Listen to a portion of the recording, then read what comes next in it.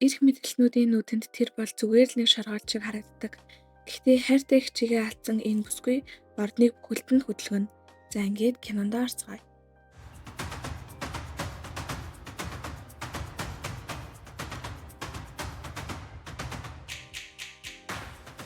Аз жаргалтай эгч дүү хоёрын зураглаар кино маань эхэлдэг.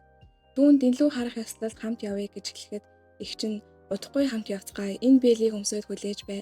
Игэж ирэхдээ нөгөө талыг нь өгье гэж хэлэхдээ зэрэгцэн хааны Сяо хатан ирсэн мэдээг зарладаг.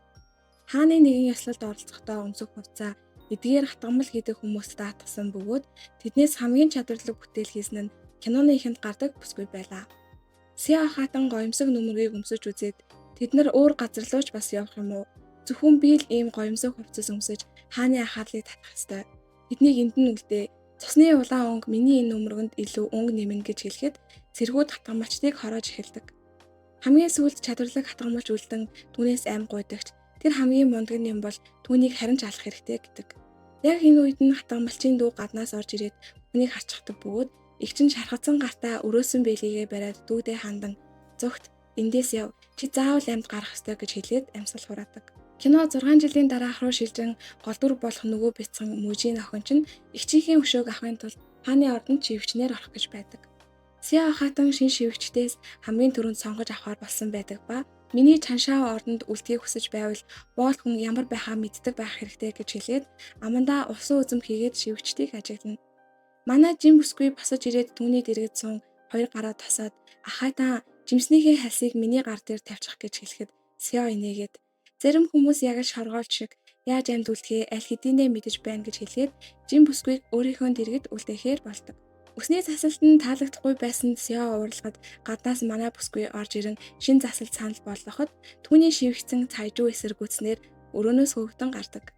Хөөгсөнтэй уралсан цайжуу шивгчин жим бүсгүйг сүрдүүлэн алхахыг задаж байхдаа түүний нууж байсан сайхан үнэрт үрлийг олчихдог.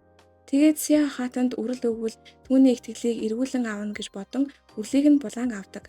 Маргааш нь ёсол болж шинэ үсний засалтаараа гайхагдсан Сяо хатан хааны дэргэд суугаар болдогч нөгөө үрлээс болоод гизэн эвгүүрхэн дуграад маш муухай үнэртэйгээр унгаж эхэлдэг. Үүнээс нь болоод хаан дургуйцаж тэднийг орхин явна.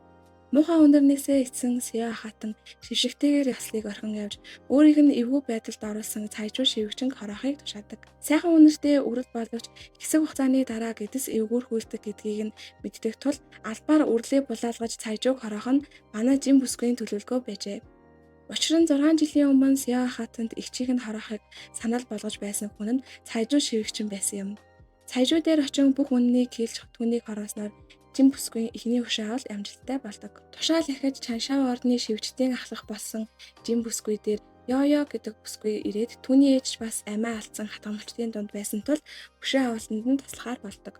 Жим бүсгүй дараагийн төлөвлөгөөндөө хааныг өргөдөхөр болох ба хөлөндөө хонх зүүн дуугаргаснаар гадуур алхаж явсан хаантны анхаарлыг татаж түүнтэй уулздаг. Тэгээд танихгүй юм шиг жүжиглэн гинэ хонгор царай гаргасаар байгаад түүнийг орхин явна. Бүсгүйн ялдам төрхийг харсан хаантан түүний үлдээсэн шахааг ашиглан ордондох эмэгтэйчүүдэд өмсүүлэн бүсгүйг хайж эхэлдэг. Хааны туслахууд нэгэн эмэгтэйг хайж байгааг нь мэдсэн Сяо хатан уурлаж өөрийн ордны шивгчдээ цуглуулan тэр шахааг өмсүүлэн эхнээс нь шалгаж байдаг.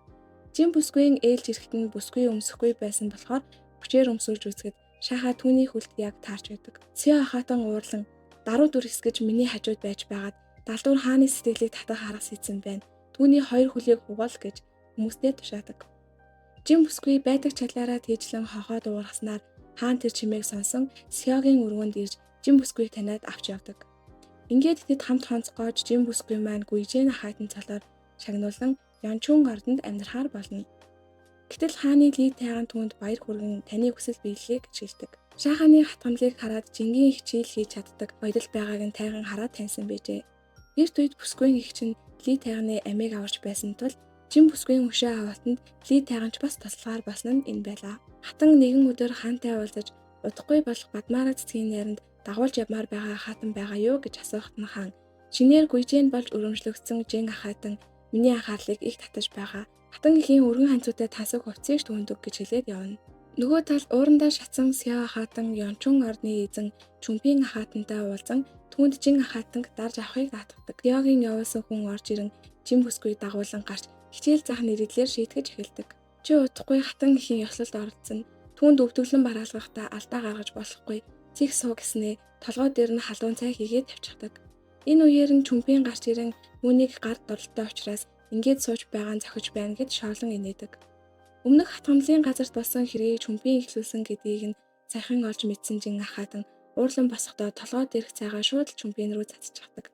Уурлсан чүмпийн Жин ахаатны дээрээс данхтайцай асгах гэж байхад нь хаан амрин ирж түүнийг болиулна. Ли тайган хаантанд хандан энэ муу юм хааны таалсан ахаатанг өдөржин шар борцгон дээр өвдөглүүлсэн байна гэж хэлснээр хаан нөгөө хорон санаатныг алах тушаал өгдөг. Үгээс ч зогсохгүй Жин бүсгүйн гүйжийн цолыг гүйфийн болгон дээшлүүлээд хатнаас өөр хэний ч өмнө бүхийгөргүй болгоод харин чүбийн бүсгүйн цолыг атаа хорсол тээснээс нь болоод гүйжээн болгож бууруудаг. Цол буурсан бүсгүй Сяо хаатан дээр очин дараагийн хорон төлөвлөгөөнүүдэд боловсруулж эхэлдэг. Удахгүй Бадмараг цэцгийн баяр болно. Жин ахаатан дорд гаралтай цэцгийн мэдлэггүй болохоор та түүнийг ордондоо ураад цэцэг таниулах нэрийдлэр энэ хор цацсан цэцэнүүдэд түүнд өнөрлүүлж. Энгийн тэг харшил өгөө зогсохгүй нүүр царайг нь хүн арахын аргагүй муухай болгодог гэж хэлээд цаасанд боосон хорыг Сяод өгнө.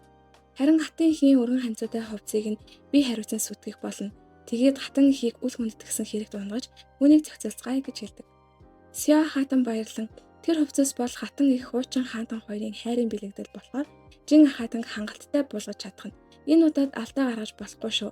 Хэрвээ алдаа гаргавал аавыг чинь төрийн түшээ болгож чадсан шигээ буулгаж бас чадна шүү гэд түүнийг сүрдүүлэн явуулна. Сяо хаатны шивгчэн ирж Жин бүсгүйг дагуулan Чаншаа ордон руу явдаг. Сяо шиг ааш муутай хүн тал засан инээгээд байсанд нь сэжиг авсан Жин ахаатан түүний барьсан цайнаас ууггүй орхидогч Сяо ахаатан инээгээд дүү минь чи надад итгэхгүй байна уу? Энэ цайнд ямар ч хор байхгүй гэж хэлээд өөрөө цайгаа ууж үзүүлээд маргааш хатан ихтэй уулзах эхний өдөр чинь бидтэй болгоомжтой байх хэрэгтэй. Жил бүр ховор төрлийн Бадмараг цэцгийг үзүүлдэг. Чи боол гаралтай учраас тэднийг хараад танихгүй бидтэй.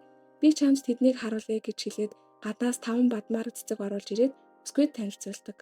Юу болохыг нь мэдэхгүй тул манай бүсгүй тэдгээр цэцэгнүүдийг ойртон үнэрлэхэд хэрхэн бүцэнд баярсан Сяо ахаатан нойр нь хүрсэн тул унтахаар боллоо. Одоо чи явдаа гэж хэлээд бүсгүйг явуулдаг. Нөгөө талд нь цол буурсан ахаатан аль хэдийнэ хатан хийн өргөн ханцууд хувцсыг хайчаар сийчин өмсгийн аргагүй болгож орхидог. Маргааш нь ёслол болоход Жин ахаатан нүүрэндээ алчуур уяад хатан их хаан болон бусад ахаатнуудад бүжиглэн үзүүлдэг. Бүжгийн төгсгөлд нь нэрвийнхэнүүд гарч ирсэнд баярлсан хатан их шинэ ахаатныг магтан түүнд шагнал хүртэхээр болдог. Үүнийг нь сонсоод уурсан Сяо ахаатан хорон санаагаа хэрэгжүүлэхээр нөгөө ахаатан руугаа толгой тохино. Чүн ахаатан хатан ихийн өмнө өвдөх сүгдөөд Жин ахаатан 3 том хэрэгт буруутгамаар байна. Эхнийх нь бол тэр хааны ордны журмыг зөрчин дорд гарлаас маш хурдан гүйфийн цолонд хүрсэн гэхэд нь хатан их. Ахаатнууд бол бүгд хааны гэр бүлийн хүмүүс. Тэдний хэрэгхийг эзэн хаан шийднэ гэж хэлдэг. Гүйфийн ахаатан анх удаа хатан ихтэй уулзаж байж нүрийн алчуураар хаасан байна. Энэ нь таныг үл хүндэтгсэн хэрэг гэхэд нь Жин ахаатан нүрийн алчуураа авдагч түүний нүр зүгээр байж байдаг. Агаасаа амгаах ухааныг судлан ирсэн бүсгүйд маань хорийг таньж үнэрлээд эдгээр чадхан тийм ч хүнд биш байжээ. Чүн ахаатан хатанд хандан 3 дахь том хэргийг та мэд хэрэгтэй. Өчигдөр манай шивгчид Ёнчун ордонд явж байхдаа хатан их таны өргөн ханцуутай хувцас үйдсэн байхыг нь харсан гэсэн. Тийм болохоор л Гүйфийн өнөөдөр ийм хувцастай байна гэж хэлдэг. Хатан их уурлаад энэ үнэн үү? Чи миний өгсөн өргөн ханцууд хувцсыг өмсөөдөр гэж хэлээд Жин ахаатанг явуулна. Сяо ахаатан Жин ахаатан хоёр даашин зайл хэдийн сүрсэн байхад чи юугаа өмсөж ирдэг юм бэ гэд баярлаад байж байтал Жин ахаатан маань нөгөө хувцас өмсөд гараад ирдэг. Худал хийснээс нь болоод Чүн ахаатныг шийтгэн хүйтэн ордонд харахыг хаан тушаахтан Жин ахаатан өвдөг сүгдэн Чүн ихчийг өвшөөгөөч үнэндээ түүний харсан зүйл нь үнэн. Би хатан ихийн хайр хүндэтгэлийг санаж явахын тулд хувцсыг хуулбарлуулан хийлгэсэн ч хуулбарыг минь хэн нэгэн сүйтгэж гисэн. Би хуулбар хувцсанд тусгай уналтанд татсан. Тэр хувцсанд хүрсэн хүний гарыг өстэй усанд дөрвөл ногоон өнгөтэй бот болно гэж хэлдэг. Ингээд Ёнчун ордны шивгчдийг дуудан гарыг нь шалгахад Чүн ахаатны туслахын гар ногоон өнгөтэй болсноор хаан уурлан шивгчнийг хуулийн дагуу хатуу шийдэхийг тушаадаг. Тэгээд хаан ийм зүйл болсон ч чи Чүн ахаатныг өмөрсөөр байх уу гэж асуухад Жин хариуд нь тийм ээ би түүнийг гэмгүй гэж итгэж байна. Өнөөдөр хатан ихийн ивэлт Бадмараг цэцгийн баярын өдөр хүн жаргалтай байх учиртай шүү дээ гэж хэлснээр хаан ч зөвшөөрдөг. Хатан Жин ахаатны үйлслийг магтан түүнийг шагнах хэрэгтэйг хаан сануулснаар хаан Жин ахаатнаас юу хүсэж байгааг нь асуудаг. Орны гадаа байхад урд хаалганы харуул "Вэйхүү" гэж хүн надад үнэхээр их тусаж байсан. Жирийн эргийн тулд тэр зэрэг дэвслэх боломжгүй ч улс орны төлөө явах чин хүсэлтэй тул түүний цэргийн албанд томилж өгөөч гэж Ахатан хүсэхэд нь хаанч зөвшөөрч Вэйхүүг хорооны дараагаар томилон Сяо Ахатны ахтай цуг явуулахаар болдог. Чүн Ахатан Жин Ахатны өрөөнд байдаг цэнхэр цэцгийг санан дараагийн хорон төлөвлөгөөгөөс идэж эхэлдэг. Бөө эмгэнтэй уулзаж яг адилхан цэцэг автал тэр цэцэг нь эрэгтэй хүнийг өөртөө татах чадвартай гэдгийг сонсоод инээд алдан Жин Ахатны өрөөнд ирээд гимшсэн дүр хэсгэж байгаад хаантныг дагуулan өөрийнх нь өрөөнд зочлон хоол идэхийг урьдаг. Жин Ахатан ч зөвшөөрөн оройн нь хааныг дагуулan түүний өрөөнд очин хооллдог. Энэ үеэр төрийн багш гих хүн хатанд бараалган хааны бие аюул орчлоо түүнийг явж аварцгаая гэдэг. Хатан төрийн багштай хамт Ёнчун хордонд ирэхэд үнэхээр л хаантан бөөлжиж биеийн тавуурхан эхлэх ба төрийн багш эргэн тойрныг ажиглан Чүн Ахатны ардаа нууж байгаа цэцгийг нь олоод харчдаг. Тэгээд цэцгийг аван харахад хар домын хүүгэлтэйг холбосон байдаг ба тэр нь эр хүний энергийг хулгайж тэнцвэргүй байдалд орооддаг гэдгийг нь хэлнэ. Гэтэл энэ үед нь Сяо Ахатан Жин Ахатны өргөнд байдаг цэцгийг авч ирээд доторхыг нь харуулгаад адилхан хүүгэлтэй гараад ирдэг. Үүд сандралдаж эхлэхэд төрийн багш тэр хүүгэлтэйг хараад энэ бол тэсвэр домын хүүгэлтэй байна. Өөрийн амь наснаасаа эрэгтэй хүнд хуваалцахыг хүссэн төрөл гэж хэлэхэд нь хаан гайхан учрыг асуудал Жин хариудна. Би угаас дорд гаралтай хүн тул урт удаан амьдрал надад зохихгүй гэж үзээд өөрийн амьдрах хугацаанаасаа хаан танд өгч байсан төдий гэж хэлээд хааны харийг хүртдэг. Ингээд хар шидийн дом хэрэгэлсэн Чүн Ахатан цаазаар авах ялганоож түүний аавыг төрийн түвшээс суулаас буулган гэр бүлийг нь цөллөгт явуулах зорилго гаргадаг. Тунлын газрын аимшигт хэргийг өдөөсөн хүн нь Чүн Ахатан гэдгийг мэдсэн тул түүний бүрэн сүргийг нь харахаас нааш өшөө хаалсан дуусахгүй болохоор Жин Ахатан өмнө нь манаас гуйж түүнийг хүйтэн ордонд хоригдохыг нь боловсон байжээ. Жин Ахатан дахин тол ахиж Шюфэ буюу Сяо Ахатантай ойролцоод зиндаанд ирдэг. Үүнд нь уралсан Сяо Ахатан дахин төлөвлөгөө зохиож хааны үрийг тээж байгаа Лан Ахатныг гэр бүлээр нь сүрдүүлэн Жин Ахатан руу явуулдаг. Жин гадаа алхаж байхдаа том худалчтай таран түүнтэй мэдлээд зурдаг. Лан Ахатан тэдэн дээр ирэн мэндэлснээ Жин Ахатны гарнаас албаар байж байгаад унчдаг. Үүнийг нь харсан хатан тэдэн дээр ирж юу босон талаар асуугаад тоглож байгаад хоёр хаатныг санамсаргүй мөрөгчлөө гэж том хунтайж гэлэхэд хатан уурлан түүнийг 3 өдөр 3 шөнө сүмд өвдөглөн сууж гимээ цайруулах гэж хэлээд явуулна. Том хунтайжийн ээж нас барсны дараа хатан хунтайжийг инэрлдээ аван өсвсөн ч ингэж хатуу хандаж байгаад нь Жин Ахатан гайхан хоцордог. Сэцэн санаа нь бүтлгүйсэн Лан Ахатан өвдөг сүгдүүд гидсэндэх хүүхдээ бодоод Ёнчун орн руу нүүмээр байна. Тэнд очиж их чирээ халамжлуулахыг хүсэж байна гэж гуйснаар Жин Ахатны дэргэд байхаар болдог. Сяо Ахатны шивгчин Лан Ахатантай уулзан дүүхийн амиар сүрдүүлээд хүүхэд бол дахиад олдно. Гэр бүлийнхэн чинь дахиж олдохгүй энэ хэрийг сайн шийдэх юм бол танай гэр бүлд их хэмжээний шагнал өгнө гэж хэлээд түүнд хор өгөөд явуулна. Ингээд хоолн дээрээ хор асгаад идэх гэж байсан Лан Ахатныг Жин Ахатан амжиж аваад тэд гэр бүлээр чинь бацаасныг мэдсэн. Одоо гэрийнхэн чинь аюулгүй болсон болохоор заавал ийм зүйл хийхгүй байсан ч болно гэж хэлээд хорийг нь аваад шинэ хоол авчирч өгөхийг тушаагаад гарч явдаг. Тэр шинэ хоол авчирсан Ёё бүсгүй хацан нэг л гунигтай тэндээс гарч явах бөгөөд удалгүй Лан Ахатан өгсөн байхыг шивгчин нь олж мэддэг.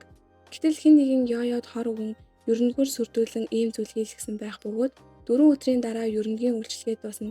Тэр болтол Жин Ахатан буулгаж ав гэсэн тушаал өгдөг. Хааны удмыг тээж байсан Лан Ахатан хоолноосоо хордон өгсөн тул өвд цуглан асуудлыг хэлэлцэж байхад Ёё хаантны өмнө өвдөглөн суугаад энэ бүхнийг би хийсэн. Зөвхөн манай Ахатан л хааны үрийг тээх ёстой болохоор Лан Ахатны хоолнд би хор хийсэн гэж хэлээд өмнө нь өөрийг нь аварсан эгчийнхээ амийг хамгаалаад өөрөө амиа хорлдог. Хашууцсан Жин Ахатан өмнө нь Лан Ахатнаас авч явсан лонхтой хорыг газарт албаар унагахад лий тайганд хүнийг нь аван хаанд өгдөг. Гэтэл энэ хонх нь ердөө хоёрхан ширхэг хийгдсэн бөгөөд хатан болон Сяо Ахатан нартал байдаг байжээ. Ингээд хаан тэдний ордон сайтар нийжийг тушаахад хатны ордноос лонх гарч ирснээр энэ нь Сяо Ахатны лонх болж таарна. Сяо Ахатны шивгчин баригдаад бүх хэргийг Ахатныхаа даалцсны дагуу хийсэн гэдгийг хэлнэ. Ингээд дуурласан хаантан Сяо Ахатны цолыг гүйжээн болгож бууруул Ёнчун ордонд хориод зөвшөөрөлгүйгээр хаашаач бүү гаргах гэж зарлаг боддог. Ингээд өргөөндөө байсан Сяо Ахатанд хааныг таган бараалган хаан түнд амттан өгснийг хэлээд гарч явахт нь зөрөөд Жин Ахатан орж ирнэ. Гэтэл Сяо Ахатан хаан чамайг надаас уучлалгүй гэж явуулаа юу? Эзэн хаан одоо ч намайг гэд над руу амттан явуулсан байна. Удахгүй би хэрхэм зэрэгэ буцааж аваад хамгийн түрүүнд чамайг зүйл дуусгах болно гэд ангирдаг. Жин Ахатан инээмсэглэн одоо болтол ойлгоогүй байгаа хэрэг үү? Чиний ах чинь хилдээр ургаснаас болоод Вэйхүү түүнийг цаазалсан. Эзэн хаан чамайг хайрлахаа болох үед чи хинч биш болсон гэж хэлэхдээ Сяо Ахатан үгүй Эзэн хаан надад хайртай. Тэр энэ бугуйчийг надад өөрийн гараар зөөж өгөөд насан туршдаа хамт байна гэж амласан. Энэ бол өөр ямар ч ахайтан авч чадаагүй хааны хайр шиг гэж баярлан ярьдаг. Гэтэл энэ бугуйч нь маш их заар агуулсан тул Сяо хатанд гүн шингэж улмаар өргөй болон энэ олон жил болсон ч тэр хааны үрийг тгээгүйг нь Жин хатан түн тайлбарлаж хэлэхдээ зэрэгцэн Сяо хатны амнаас цус гарч эхэлдэг. Хаан Сяо хатанд хайртайдаа биш зүгээр л Сяо гэр бүлийг гарынхаа аясаар хөдөлгөхийн тулд энэ олон жилийн турш жүжиглэж байсан бөгөөд эцэст нь хортой амттан явуулж өөрийн гараар Сяо хатныг дуусгаж байгаа нь энэ байлаа. Гомдод цөхөрсөн ахайтан Жин хатанд хандан ордны өрсөлдөөн хизээж дуустдаггүй. Өнөөдрийн миний зовлон хизээ нэгэн цагт чамд очих болно гэхдээ эгчийнхээ үлдээсэн өрөөсөн биелийг харуулад би энд хааны хайрыг хүртэх гэж ирээгүй. Эсээр амиа алдсан тэр бүхнээ араас чи амь насаараа төлөөсөө төлөх хэрэгтэй гэж хэлээд гарах гэхтэн Сяо хатан чи намайг гаснаар бүх зүйл дуусна гэж бодоо юу? Би Лан хатанд зөвхөн өр хөндүүлэх юм өгөөд чамайг хэрэгт унах гэж байсан. Гэтэл хэн шивчнэр чин дамжуулан Лан хатанд өгөлт хүргэх хор өгсөн байж болох уу? Хинээс болоод ёо амиа алдсан талаар бодоод үзээч. Би ч бас хатны нэг зэвсэг байж гэж хэлээд дамсгал хураадаг.